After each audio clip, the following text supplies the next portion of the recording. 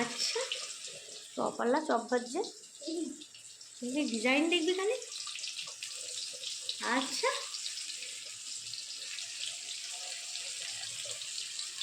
আমাদের এখন আমদি মাছের চপ রান্না হচ্ছে। আচ্ছা, এখানে যে পরিমাণে ভিড় তাতে তো মনে হচ্ছে এখনই সব উঠে যাবে। ওই দেখো, ওগুলো যদি ঝোল করবো আমি।